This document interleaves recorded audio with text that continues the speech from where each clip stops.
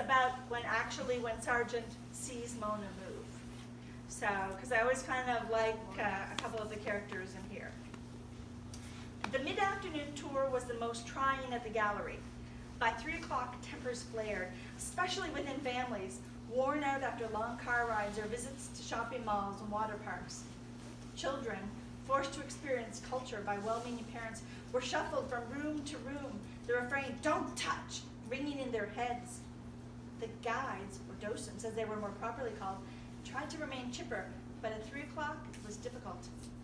Sergeant, who had returned to the gallery after lunch, decided to take the tour while he waited for his father's meeting with Sneely to end. The sergeant was actually interested in the tour. By the very first painting, Santiago el Grande, he was already regretting his decision. "That guy on the horse is naked, Buzz," a young boy who Sergeant guessed to be about 7 years old squealed to his older brother. "Look, Bernard, his feet are dirty. I bet they stink," offered Buzz, reaching to put a sticky hand on the canvas. "Don't touch the paintings, boys." Amy the docent sounded on the verge of tears. "Listen to the ladies, boys," barked their father, a balding man of indeterminate age whose wrinkles were a stark contrast to his Taylor Swift t-shirt. "Behave or no movie." Bernard ignored the hollow threat. "The other guy flying there, the guy with all the gold stuff around him, he looks like he's wearing a diaper."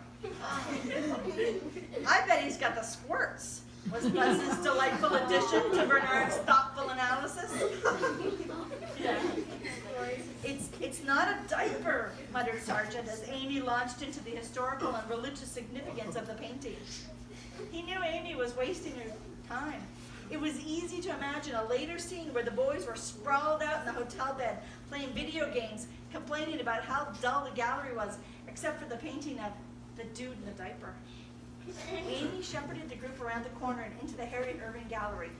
Sergeant smiled when he saw Mona again. He took a seat on a nearby bench to study her. "How much longer is this stupid tour?" Buzz was clearly on his last legs. They were only on the second painting. "About 30 minutes more," said Amy. The brothers marched over to Sergeant and plopped down beside him. "Who are you?" Bernard demanded as Amy happily began to walk the father around the room without the boys in tow. "Sergeant." He continued to stare at Mona, hoping they'd realize he had no interest in talking to them. "Sergeant? Like in the army? I have a whole box full of soldiers at home." "Yeah, we shoot and kill everything," Buzz added, pulling out an imaginary rifle, aiming it at the paintings, and picking them off one by one. It's spelled S-A-R-G-E-N-T, not S-E-R-G-E-A-N-T. "That's stupid," Bernard said, wiping his nose on his t-shirt. "Couldn't your ma spell?" Sergeant swallowed the urge to shove Bernard off the bench. "Of course she could spell." "I wish I was named Sergeant," Bernard said. "When I grow up, I'm going to go be in the army and kill people." "Great." Bernard beamed, having completely missed the sarcasm in Sergeant's voice. "I'm going to be a truck driver," said Buzz.